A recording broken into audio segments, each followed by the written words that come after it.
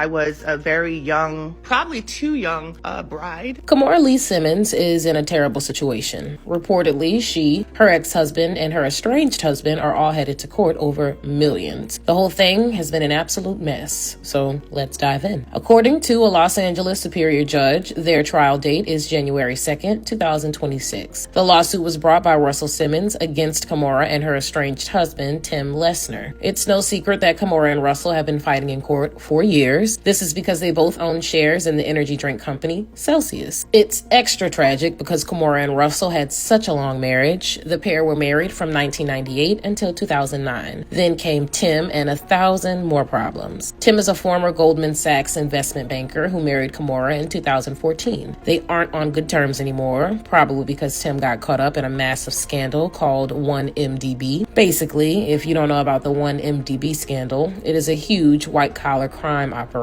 We're talking money laundering, bribery, and corruption. Over $4 billion was stolen from Malaysia's state-owned investment and development fund. The stolen money was spent on art, diamonds, and property. Tim pleaded guilty to a money laundering conspiracy after getting caught being involved in 1MDB. He agreed to give up $43 million in stock shares valued at $200 million, and as a result of all of that, in 2021, Russell sued Kimora and Tim. He was claiming breach of contract, fraudulent concealment, and a bunch of other stuff. But does that mean that Russell thinks that Kimora knew about all of Tim's financial schemes? Does he think that his ex-wife was in on robbing the Malaysian government? I mean, Kimora and Tim were married while he was doing all that. Russell's lawsuit, if it's all true, makes it all look super suspicious. According to his lawsuit, he founded a company called New Horizons in 2011. Russell was the only owner and manager. Then Kimora and Tim joined the company as managers later in 2016. Russell said that even after he and Kimora divorced, they had a solid relationship and kept doing business together. He also said that he was even close with Tim. Russell said that his company, New Horizons, bought tens of millions in shares of Celsius in 2016. So basically, Russell owned his own company called New Horizons, which Tim and Kimora joined. At the same time, they all had Celsius together, and New Horizons bought tens of millions in shares of Celsius. But what did New Horizons even do? This all seemed shady to me in the first place, but if you thought that was all a mess, it gets even worse. According to court documents, Russell claims that Kimora and Tim used the stock they bought in Celsius as bond in Tim's criminal case. Even worse, they never asked Russell about it. He says that they did all of that behind his back. According to Russell, they knew that Tim was about to be in a lot of trouble for his crimes, so they conspired together to use the Celsius stock as a backup plan. Kimora denies that this ever happened. Of course, she has a whole other story. She told the court that Russell quit being the manager of New Horizons in January 2018. According to Kimora, she and Tim did actually use the stock as bond in Tim's criminal case, but when they did that, Russell had already left New Horizons. Kimora said that her understanding at that time was that Russell was not involved in the company at all. Can you sue somebody for dealings they have with the company you founded, even if you left it years ago? I don't know, but I guess we'll find out. Still, if Russell founded the company in 2011 and was there until 2018, he was still part of the company when they made the Celsius stock purchase without him in 2016. Is Kimora messing with the timeline? Or is it that because Russell stepped down in 2018, he had no say in what Kimora did with the company stocks or funds after he left? Anyway, all parties told the judge that they want a jury trial, so we really will find out. This mess is not going to be settled silently out of court. Right now, all of these people are still fighting in federal court over stocks too. As part of Tim's criminal case, Kimora and Russell have been duking it out forever about who actually owns the stocks. That's not all they've been fighting about either. They have also been fighting about Kimora turning over text messages that she exchanged with Tim. It's been years of fighting back and forth, and it's all going to come to a head when the trial starts. Tim is trying to say that nothing bad happened, but